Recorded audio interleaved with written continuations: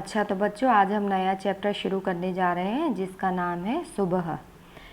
इस पार्ट में क्या है, पोलियो की बीमारी के बारे में बताया गया है। ठीक है, पोलियो की बीमारी से बच्चे विकलांग हो जाते हैं। बच्चों को इस बीमारी से बचाने के लिए उन्हें पोलियो की दवा पिलाई जाती है। अच्छा, जब आप स्कूल में होते हो ना, तो फिर वहाँ पर जब कभी कभी पोलियो की दवाई वाला आता है और वो आपको दवा की बूंदें पिलाकर जाता है, तो ये दवा वही दवा होती है पोलियो की दवा। ठीक है, इस सच्ची घटना में पोलियो विकलांग बालिका रेशमा अपनी सूझबूझ और साहस से काम लेती है।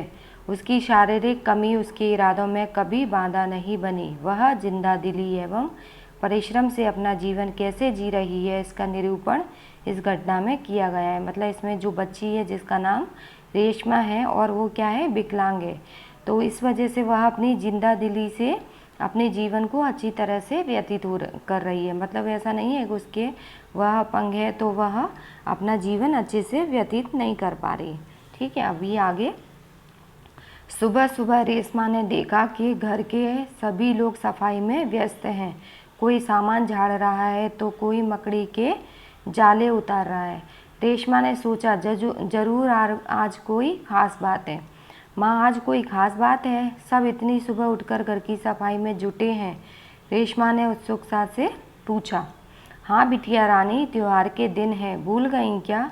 पहले से ही साफ सफाई हो जाए तो अच्छी तरह त्योहार का आनंद ले पाएंगे। माँ ने प्यार से रेशमा के गाल को सहलाते हुए कहा। ओह, मैं तो एकदम भुलक्कड़ ही हो गई हूँ। पर माँ, आपने मुझे तो कोई काम सौंपा ही नहीं, मैं क्या करूँ? बताओ माँ। अच्छा चलो, पहले नहा धोकर तैयार हो जाओ, फिर बताऊंगी, बहुत से काम है, माँ ने उससे बोला, रेशमा से। ठीक है, अब रेशमा ने रुआओं से स्वर में कहा, मदद तो मैं भी आपकी मदद करना चाहती हूँ, माँ से कहा। रेशमा ने माँ से कहा। रेशमा ने रुआओं से स्वर में कहा, मतलब जैसे हम रोते हुए होते हैं ना, कभी कभी रोते हुए में जवाब देते हैं, उसी तरह उसने बोला। रेशमा ने रुआओं से स्वर में कहा, मदद तो मैं ज़रूर लूँगी। मैंने तुम्हारे लिए कई काम सोच रखे हैं। जहाँ नहा धोकर नाश्ता कर लो, फिर बताऊंगी। कहते कहते माँ ने रेशमा को उसकी पहले वाली कुर्सी पर बैठा दिया। रेशमा ने अपनी पहिए वाली कुर्सी को धीरे धीरे धकेला और अपने दैनिक कार्यों में लग गई। मतलब उसको व्हील चेयर पर बिठा दिया था क्योंकि उसके पैर खराब हैं इसलिए। ठीक है, रेशमा जब 5 साल की थी तभी उसके दोनों पैर काम नहीं करते थे।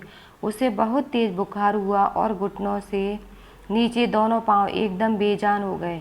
बहुत इलाज करवाया पर रेशमा के पाँव में जान नहीं आई। उसे पोलियो हो गया था। रेशमा बहुत हिम्मत वाली लड़की थी।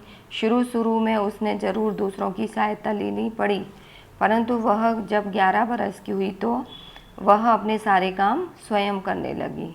वह अपने परिवार पर अपने काम के लिए निर्भर नहीं रहना चाहती थी।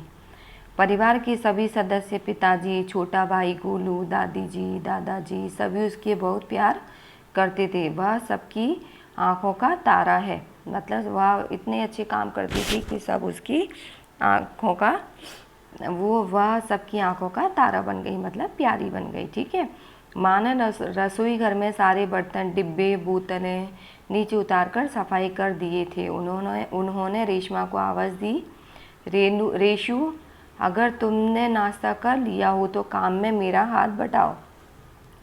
तब वह बोली, हाँ माँ, मैंने नाश्ता कर लिया है। दूध का मेवे वाला दलिया बहुत अच्छा बना है।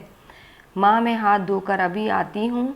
रेशमा अपनी कुर्सी को धकेलते हुए रसोई घर में पहुँची। रेशमा माँ को बर्तन, डिब्बों पर लेबल लगा लगा कर पकड़ाती और माँ उन्हें व्यवस्थित ढंग से सजाती हुई रसोई घर से चमचमाने लगा। मतलब उसने रसोई घर को साफ सफाई में माँ की मदद की तो रसोई घर फिर से चमकने लगा। पिताजी दफ्तर चले गए। माँ को लड्डू बनाने के लिए बहुत कुछ ज़रूरी सामान चाहिए था। गोलू तो बहुत छोटा है, मतलब गोलू उसका रेशमा का भाई है जो बहुत छोटा है।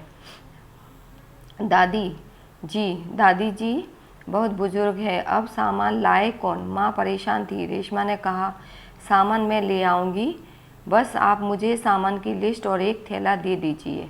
तुम ले आओगी अकेली? माँ ने पूछा। हाँ माँ, एक बार पहले भी तो लाई थी। रेशमा की आवाज़ में दृढ़ता थी। तो ठीक है, तुम ही ले आओ, लेकिन ध्यान से जाना, सारा सामान नुक्कड़ वाली दुकान से ही मिल जाएगा। थोड़ी देर बाद रेशमा सारा सामान लेकर लौटी। उसने गोलू को आवाज़ दी, गोलू ये लो तुम्हारे लिए टॉफ़ी लाई हूँ। गोलू टॉफ़ी पाकर खुशी से उछल गया। कुछ ही दिन बीते थे। एक दिन शाम को रेशमा का घर दियों के झिलमिल प्रकाश से जगमगाने लगा। पूरा मोहल्ला जगमगा रहा था। जहाँ रोशनी ही रोशनी थी, क्या ज़मीन क्या आसमान। दादी जी ने बताया कि दीपावली अंधेरे पर उजाले की जीत का त्यौहार है। मतलब उसके जब वो सफाई कर दी उन लोगों ने, उसके कुछ दिन बाद दीपावली का त्यौहार आया, तो सभी लोगों ने और उन लोगों ने दिए जलाए, जिसकी वजह से चारों तरफ उजाला ही उजाला हो गया। बुराई पर अच्छाई और असत्य पर सत्य की सदा जीत होती है। इस दिन रावण को पराजित कर राम अयोध्या लौटे थे। ठीक है, इसीलिए हम दिवाली मनाते हैं। उसी खुशी में यह त्यौहार मनाया जाता है। रेशमा और गोलू बड़े ध्यान से दादी जी की बातें सुन रहे थे। कुछ देर बाद सबने मिलजुल कर पूजा की और प्रसाद खाया। गोलू अपने दोस्तों के साथ पटाखे छुड़ाने में मग्न हो गया। मतलब जब दिवाली का त्यौहार मनाने के बाद हम पटाखे जलाते हैं ना, वैसे ही रेशमा अपने दादा दादी के साथ फुलझड़ियाँ जला रही थी। इतने में रेशमा ने देखा कि गोलू ने जिस पटाखे को बुझा समझकर छोड़ दिया था, उसमें चिंगारियाँ निकलने लगी हैं। गोलू की पीठ पटाखे की तरफ थी। रेशमा चिल्लाई, गोलू गोलू बचो, तुम्हारे पीछे पटाखा है।